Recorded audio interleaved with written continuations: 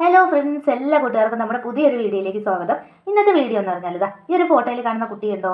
ആ കുട്ടിയുടെ കയ്യിലുള്ള ബാഗ് നിങ്ങൾ ശ്രദ്ധിച്ചോ ഫ്രണ്ട്സ്? ബാഗ് കീറിയിട്ടുണ്ട് കേട്ടോ. നല്ല രീതിയിൽ അത് കീറിപ്പോയിട്ടുണ്ട്. അപ്പം നമ്മളൊക്കെ പണ്ട് സ്കൂളിൽ പഠിക്കുമ്പോൾ നമുക്കറിയാം, നമ്മൾ പുതിയ ക്ലാസ്സിലേക്ക് പോകുമ്പോൾ പുതിയ കുട ഇല്ലെങ്കിലും കുഴപ്പമില്ല, എന്നാലും പുതിയ ബാഗ്, പുതിയ ബോക്സ്, അങ്ങനെ പുതിയ വാട്ടർ ബോട്ടിൽ, അങ്ങനെയുള്ള കാര്യങ്ങളൊക്കെ നമ്മൾ നമുക്കത് കിട്ടുന്നത് നമുക്കൊരു ഇഷ്ടമാണ് അല്ലേ? അതങ്ങനെ തന്നെയാണ്, നമുക്ക് വലിയ ഇഷ്ടമാണ്, അത് വേണം. അപ്പം അങ്ങനെയുള്ളൊരു ഇത് വെച്ച് നോക്കുമ്പോൾ ഈ കുട്ടി കീറിയ ബാഗ് ഇട്ടുണ്ട്. അതിൻ്റെ വീട്ടിലുള്ള സാമ്പത്തികം അത്രയ്ക്കും ഇതാണെന്ന് നമുക്ക് ചിന്തിക്കാം. അത്രയ്ക്കും മോശമായിരിക്കും എന്ന് നമുക്ക് ഈ ഒരു പിക്ചറിലൂടെ മനസ്സിലാക്കാം. അല്ലെങ്കിൽ ഒരിക്കലും ഒരു പാരൻസ് ഇങ്ങനെ വിടത്തില്ല കേട്ടോ. അവരുടെ കണ്ണിൽ അത് ഒരുപാട്, ആ ബാഗ് തന്നെ ധാരാളമാണ്. അങ്ങനെ അത്രയ്ക്കും പാവപ്പെട്ട ഒരാളാവാനാണ് സാധ്യത.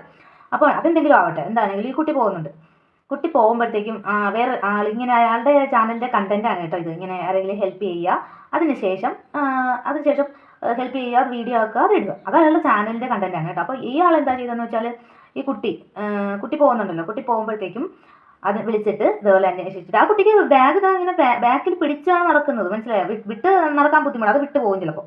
അത് തോളിലിട്ടിട്ട് അത് ബാക്കിൽ സപ്പോർട്ട് ചെയ്ത് പിടിച്ചിട്ടാണ്, ആ ബാഗിൽ സപ്പോർട്ട് ചെയ്ത് പിടിച്ചാണ് നടക്കുന്നത് കേട്ടോ, റോഡിൻ്റെ സൈഡിലൂടെ. കഷ്ടം തോന്നി കേട്ടോ, കണ്ടപ്പോൾ ഒരുപാട് സങ്കടം തോന്നി, സത്യം.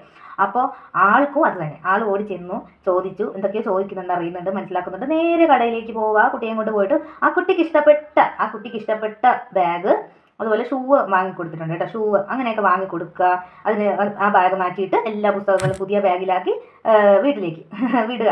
ഇതാണ് ആൾ ചെയ്തത്. അപ്പോൾ ഇതിലെന്താ ഇപ്പോൾ പ്രശ്നം? ഒരു പ്രശ്നവുമില്ല, നല്ലൊരു കാര്യമാണ് ചെയ്തത്. എത്ര പേർക്ക് ചെയ്യാൻ കഴിയും? സഹായമാണത്, നല്ലൊരു സഹായമാണ്. എന്താണെന്ന് വെച്ചാൽ ആൾക്ക് യൂട്യൂബിൽ നിന്ന് വരുമാനം കിട്ടുന്നുണ്ടാവും. നല്ല വ്യൂ ഉള്ള ചാനലാണ്. കിട്ടുന്നതിൽ ഒരു പങ്ക് ഇതുപോലെ കൊടുക്കുന്നു, ആളത് വീണ്ടും വീഡിയോ ഒക്കെ ഇടുന്നു. അതിലെന്താണ് തെറ്റ്? അതിൽ എനിക്ക് തോന്നിയത് എന്താണെന്ന് വെച്ചാൽ, ഇതേപോലെ 2-3 വീഡിയോ, ഈ സെയിം വീഡിയോ പോലെ ഇതേപോലെ ഹെൽപ്പ് ചെയ്യുന്ന 2-3 വീഡിയോ കണ്ടതിൽ നിന്ന് അതിൻ്റെ അകത്ത് വന്ന ഒരു കമൻറ്റാണ്, ഇങ്ങനെയുള്ള വീഡിയോസിൽ വരുന്ന ഒരു കമൻറ്റാണ്, ഇത് നിങ്ങൾ ചെയ്തതോ പോട്ടെ, ഇത് വീഡിയോ എടുത്ത് മറ്റുള്ളവരെ കാണിക്കുന്നത്, ഒരു കൈ ചെയ്യുന്നത് ഒരു കൈ അറിയരുത്, വലത്ത് കൈ ചെയ്യുന്നത് ഇടത്ത് കൈ അറിയരുത് എന്ന കമൻറ്റ് ഇട്ടത്. ഈ കമൻറ്റ് ഇടുന്നവർക്ക് എത്ര പേര് സഹായിക്കുന്നുണ്ടായിരിക്കാം. അത് നിങ്ങൾ വീഡിയോ ആയിട്ട് ഇടുന്നില്ലായിരിക്കാം, അത് നിങ്ങളുടെ കാര്യമല്ലേ. എന്താണെന്ന് വെച്ചാൽ ആളുടെ ചാനലിൻ്റെ കണ്ടൻറ്റാണത്, അത് മനസ്സിലാക്കണം കേട്ടോ. ഇതായിട്ട് പറയില്ല, ചിലർക്ക് അറിവില്ലാത്തതുകൊണ്ട് പറയുന്നതായിരിക്കും കേട്ടോ. ആളുടെ ചാനലാണ്, ആളുടെ അത് കണ്ടന്റാണ്, ആൾക്കത് വീഡിയോ ഇടുക എന്നുള്ളത് ആളുടെ രീതിയാണ്, അത് കൊടുക്കുക എന്നുള്ളത് അയാളുടെ മനസ്സാണ്, മനസ്സിലായില്ലേ? ഇപ്പോൾ ഇഷ്ടംപോലെ വേറെ എന്തൊക്കെ വീഡിയോയിലാണെങ്കിൽ ഇഷ്ടംപോലെ കാര്യങ്ങൾ എന്തുകൊണ്ട് നമ്മൾ ചെയ്യുന്നില്ല? നമുക്ക് വേണമെങ്കിൽ ചെയ്യാം. അതാ പറഞ്ഞത്, അതിനൊരു മനസ്സ് വേണം. അത് കണ്ടിന്യൂസ് ആയിട്ട് ഒരാൾക്ക് അങ്ങനെ സഹായങ്ങൾ അങ്ങനെ ചെയ്യാനായിട്ടൊരു മനസ്സ് വേണം. അർഹതപ്പെട്ടവരെ സഹായിക്കാൻ ഒരു മനസ്സ് വേണം. അത് ആൾക്ക് ധാരാളം ഉണ്ട്. അതിപ്പോൾ അയാൾ വീഡിയോ ഇല്ലെങ്കിലും അത് ആൾക്കുണ്ട്, അതിൻ്റെ ഒരു അനുഗ്രഹം അയാൾക്കുണ്ടാവും.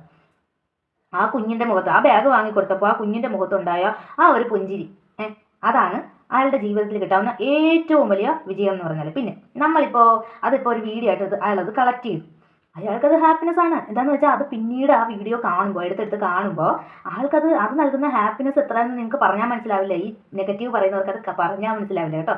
നമ്മൾ തന്നെയാണെങ്കിലും നമ്മൾ ചെയ്ത ഒരു ഷോട്ട്, അത്യാവശ്യം കൊള്ളാവുന്ന രീതിയിൽ ചെയ്ത ഒരു ഷോട്ട്, അത് വീണ്ടും പിന്നീട് കാണുമ്പോൾ ഉള്ളൊരു സന്തോഷം എന്ന് പറഞ്ഞാൽ അത് പറഞ്ഞറിയിക്കാൻ പറ്റില്ല ഫ്രണ്ട്സ്, അത്രയ്ക്ക് സന്തോഷമാണ്. അപ്പോൾ ആ കുഞ്ഞിൻ്റെ മുഖത്തെ ആ പുഞ്ചിരി അയാൾ ക്യാമറയിൽ ഒപ്പി എടുത്തിട്ടുണ്ടെങ്കിൽ അത് അയാൾക്ക് വീണ്ടും അത് കാണുന്തോറും അയാൾക്ക് സന്തോഷം മാത്രമേ കിട്ടുള്ളൂ. ആ കുഞ്ഞിൻ്റെ പുഞ്ചിരി അയാളുടെ ജീവിതത്തിൽ സന്തോഷമാകുന്നുണ്ട്.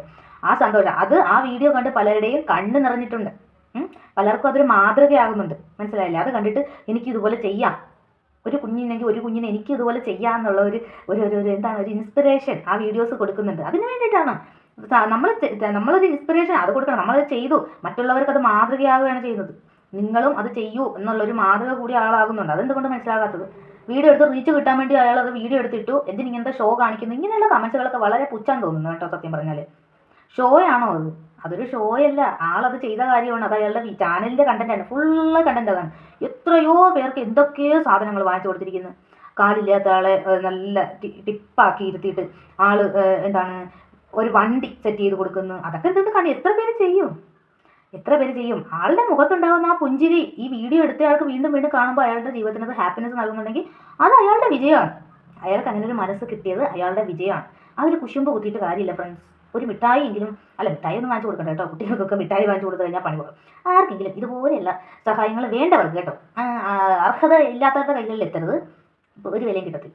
അർഹതപ്പെട്ടവരുടെ കൈകളിലേക്ക് ഇതുപോലെയുള്ള സഹായങ്ങൾ എത്തിക്കും. വളരെ നല്ലതാണ്. അനുഗ്രഹം ഉണ്ടാവും. അവരുടെ ആ പുഞ്ചിരിയാണ് നിങ്ങളുടെ ജീവിതത്തിൽ കിട്ടാവുന്ന ഏറ്റവും വലിയ വിജയം. Thank you for watching.